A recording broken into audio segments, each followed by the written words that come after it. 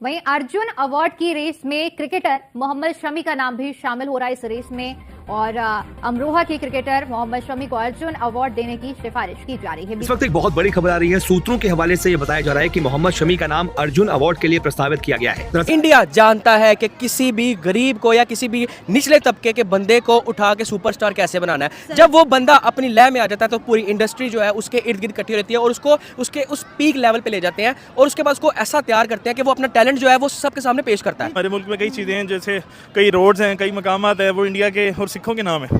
तो अगर वो भी करती है, रियासत करती है एक जगह, उसका नाम हमेशा के लिए जिंदा रह जाता है कि वो वजह हो जाती है कि जी ये जगह ये बंदा इसने काम किया था। सजदा तो आपने अल्लाह की ज़ात के लिए करना है और अपने लिए करना है। ये आपका और अल्लाह का मसला है, हम सबको इसके लिए बोलना भी बिल्कुल नहीं चाहिए। और उसने किया नहीं किया वो हमारा भाई है, नंबर वन, वो मुसलमान है, इंडियन हो चाहे कहीं भी हो, मुल्क में किसी कोने में, दुनिया के किसी कोने में हो, भाई वो आपका दोस्त है, आपका भाई है। उसका जो उसने नहीं किया उसको क्यों टोक रहे हो? उस पर खुश नहीं हो जो 5 विकेट लिए। ऐसा मुस्लिम कि ये हमारा कल्चर है कि हम अल्लाह का शुक्र अदा करते हैं, अल्लाह को सजदा करके। ठीक है। टीवी मोहम्मद शामी जो कि इंडिया के फास्ट बॉलर हैं, उन्हें इंडियन गवर्नमेंट की तरफ से नॉमिनेट किया गया है इंडिया के सेकंड हाईएस्ट जो स्पोर्ट अवार्ड है अर्जुना अवार्ड के लिए। और ये वही मोहम्मद शामी हैं जिन्हें पाकिस्तान में जब वर्ल्ड कप के दौरान ये कहा जा रहा था कि भाई वो सजदा करते करते रुक गए और उसके ऊपर भी उन्होंने बाकायदा क्लैरिफिकेशन दी कि भाई मैं इंडिया के किसी भी मंच में जाके सजदा करूं तो मुझे कोई नहीं रोकेगा। साथ ही साथ ये भी कहा कि मुझे फख्र है इंडियन होने पर। जय दोस्तों, जय श्री राम। वर्ल्ड कप में भारत के तेज गेंदबाज मोहम्मद शमी ने जलवा बिखेरा था, उसका पुरस्कार उनको अर्जुन अवार्ड के रूप में मिलेगा। 9 जनवरी 2024 को मोहम्मद शमी को अर्जुन अवार्ड मिलेगा। उसमें 26 खिलाड़ियों को, टोटल खेल जगत से हैं जो 26 खिलाड़ियों को सम्मानित किया जाएगा अर्जुन अवार्ड से। पाकिस्तानियों के मुंह पर भाई मोहम्मद शमी जो सजदा को लेकर बोल रहे थे उसके उनको मुंह पर तमाचा मारा। आप लोग क्या रिकमेंडेशन के वीडियो शुरू करते हैं। आपने स्पोर्ट्स पे बात की, आपको ये पता है कि चैंपियंस ट्रॉफी पाकिस्तान से क्यों जाएगी? ठीक है, क्यों? कि इंडिया चाहता है। बेसिकली जो आईसीसी है वो मोहताज है उसके ब्रॉडकास्टर का, जिससे उसने मुआहदा किया हुआ है। स्टार स्पोर्ट्स इंडिया का है, उसने उसे कहा कि इसका मॉड्यूल चेंज कर दो, इसको T20 में शिफ्ट कर दो। ये बात भी मंजर आम पे आ रही है कि इसको T20 में शिफ्ट करो। स्टार स्पोर्ट्स कहता है इसको T20 के शेप में लेकर आओ। देखें, वहां पे पैसे है, बिजनेस है, दुनिया की दूसरी तीसरी बड़ी बिजनेस की मंडी है। ठीक है, आप हमारे से इंडिया सही माने तो हमारे से इंडिया इस वक्त 100 साल आगे है। 100 साल? जी बिल्कुल, हमसे बहुत आगे है। लेकिन हमने मतलब यह कि 76 साल टोटल हुए हैं, अलग हुए, और 76 साल में 100 साल आगे चला गया। सर उनकी तरक्की को देखें, आपके पास क्या है? आपने अरफा करीम का टावर बना के उसको मार दिया और वो माइक्रोसॉफ्ट का दूसरा बड़ा हब है इंडिया। नो डाउट, इसमें कोई शक। तो फिर आप अपने आप को कहाँ कंपेयर? टैलेंट जरूर है लेकिन सपोर्ट नहीं है। ठीक है, मैं इस बात से एग्री करता हूँ। देखें, पाकिस्तान में भी जाहिर बात है जैसे लोग वहाँ हैं वैसे यहाँ पे होंगे। आप बातों से तो इंडिया को हरा सकते हैं, अमल से नहीं हरा सकते। नहीं, देखिए, मुकाबला तो करना चाहिए, ये सोच रखनी चाहिए कि भाई हम सिंपल हेल्दी कंपटीशन, और वो लोग भी खुश होंगे इससे। साफ सी बात है, आपके पास रिसोर्सेज होंगे, आप उनका मुकाबला करेंगे। पता नहीं ये फेस सेविंग के लिए हो रहा है, ठीक है, क्योंकि थोड़े दिन पहले जो है ना उसका बयान भी आया था जो सजदा करने के पॉइंट ऑफ व्यू से, जी ठीक है, तो पता नहीं ये फेस सेविंग के हवाले से वो कर रहे हैं। उन्होंने क्लेरिफिकेशन भी दी थी, उन्होंने कहा था मेरी मर्जी है, ये मैंने उनकी वीडियो इंटरव्यू सुना है। उन्होंने कहा कि मैं चाहे ग्राउंड में सजदा करूं या कहीं पे भी करूं, मुझे इंडिया में कोई रोक नहीं सकता। ये उस मोहम्मद शामी की स्टेटमेंट है। देखें, ये हर किसी की मर्जी है। देखें, रब मेरा भी उतना ही है जितना मोहम्मद शमी का। ठीक है, हमें उस वक्त लगा कि वो कर रहा है। अगर आप जज्बात है ना, अगर आप बाबर आजम के आउट होने वाला सीन वसीम अकरम का देखें ना, वो बड़ा वायरल हुआ है। तो वो टेस्ट में, ये अभी रिसेंट पास्ट टेस्ट में आउट हुआ है, तो उसका क्लिप बड़ा वायरल हुआ है, उन्होंने बड़ा क्लोजअप दिया है। अगर साथ उसने बड़ा बर्दाश्त किया, नहीं तो शायद उसके मुंह से कोई ऑकवर्ड वर्ड निकल जाते। क्यों? वो भी एक पाकिस्तानी है ना। ठीक है, जज्बात में आ जाते हैं कि यार ऐसा क्यों हुआ है। ठीक है, हमारे यहाँ पे अक्सर देखने में क्या आता है कि हम खेल में भी कहीं ना कहीं मजहब को ले आते हैं। जैसे जी मोहम्मद शामी सजदा करना चाहता था लेकिन वो दबाव में नहीं कर पाया, हालांकि उन्होंने ये क्लैरिफिकेशन खुद दी है।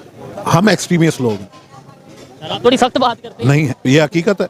अगर एक्सट्रीमिस्ट न होते तो आपके पाकिस्तान में सेक्टेरियन प्रॉब्लम होता। ये तो बात है, मतलब अभी जैसे शिया सुन्नी ये चीजें, आप एक्सट्रीमिस्ट हैं, लासानी मजहबी, इसमें एक्सट्रीम है आपकी। बहुत पॉजिटिव है वो आदमी, और उसने जो बात की वो टू द पॉइंट की है बेसिकली।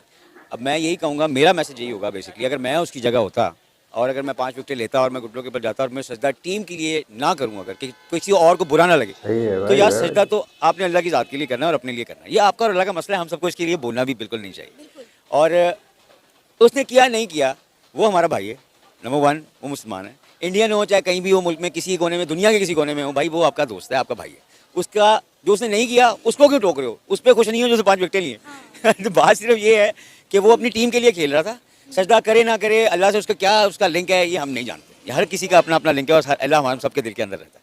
तो बात सिर्फ इतनी सी है, इसको इतना लेके चलें, अगर वो पॉजिटिव है तो भाई हम सब क्यों नेगेटिव सोचते हैं यार? हम लोग क्यों सोच रहे हैं कि उसे सजदा करना था, उसने नहीं किया? उसने करना था, घर जाके कर दिया होगा, तुम्हें पता नहीं है। तो जाके उससे पूछा बाद में, तो वो तो यही कह रहा है कि यार मैंने करना था, बस मैंने नहीं किया।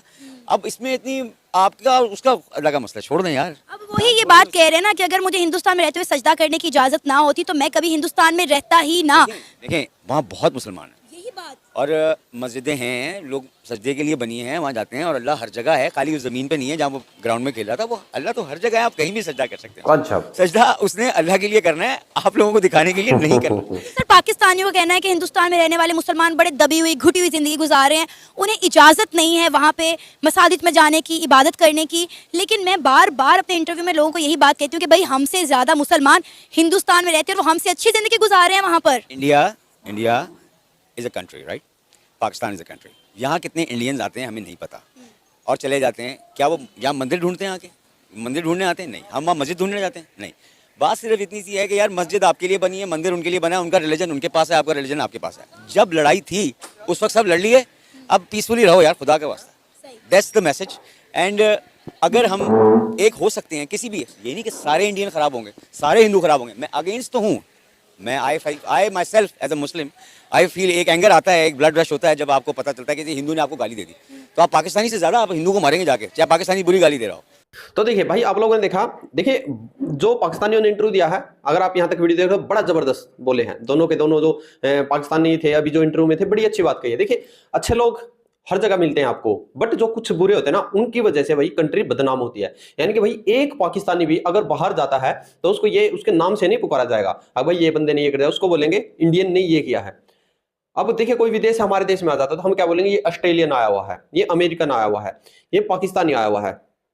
इस तरह से ही पाकिस्तानियों ने जो भाई रंग बिखेर रखे हैं आज विश्व में, उनकी वजह से उनकी इतनी अच्छी पहचान है कि भाई पाकिस्तानियों को एयरपोर्ट पे अलग कर कपड़े उतार कर उनको चेक किया जाता है। तो ये पाकिस्तान ने अपने खुद देश की आइडेंटिटी कराई है, और उनके हुक्मरानों ने तो भाई कोई कसर ही नहीं छोड़ी है। पाकिस्तानी का भाई बच्चा भी जब बड़ा होता है उसके अंदर दो ही बातें डाल दी जाती है, कश्मीर, भारत के मुसलमान। कश्मीर को तुम्हें लेना है, एजुकेशन से उनको कोई लेना देना नहीं है, मदरसे में पढ़ना है, और वो जाहिलपन है वो उनको सीखना है। कश्मीर के अंदर भाई जाना है, आजाद कराना। अरे खुद तो आजाद हो जाओ, जो तुम्हारे सबसे पहले तो भाई वो ये जाहिलपन बाद में आएगा, होते ही उसके ऊपर भाई 5-10 लाख रुपए कर्ज हो जाता है। पाकिस्तान के हर बच्चे पर आज इतना कर्ज है, और उनके हुक्मरान तो भाई आने वाले टाइम में और भी लगे पड़े हैं। अभी इमरान खान को तो वो भाई आने नहीं देंगे इलेक्शन तक, इलेक्शन में भी क्या पता वो बाहर निकले या ना निकले, या उसको कहीं पे फांसी टांग देगा, कुछ पता नहीं पाकिस्तानियों का। तो नवाज और शहबाज शरीफ भाई पाकिस्तान के ऐसे जकड़े हुए हैं जैसे कि सांप कुंडली लगा लेता है तो मटके को, ऐसे ही पाकिस्तानियों, दो एक्स प्राइम मिनिस्टर इनके, इन्होंने पाकिस्तान पर कुंडली लगा के बैठे हैं और IMF के भाई चरणों में लेटे हैं। तो पाकिस्तान की जो आज इमेज है, जो उनका व्यवहार है, तो वो आज पूरे विश्व को कहीं पर रिप्रेजेंट करने की जरूरत नहीं है। पाकिस्तानी के दिमाग से, माइंड से झलकता है, और भारत के मुसलमान भाई बिल्कुल खुश हैं। एक आधा है वो जाहिलपन, तुम्हारी वीडियो ही देख के जो तुम ये इतना जहर फैलाते हो उसकी वजह से ही ऐसा मिलेगा, नहीं भाई सब कुछ सुकून, सब कुछ अच्छा चंगा सी भारत है। आप लोग क्या रिकमेंड जय हिंद, जबरदस्त।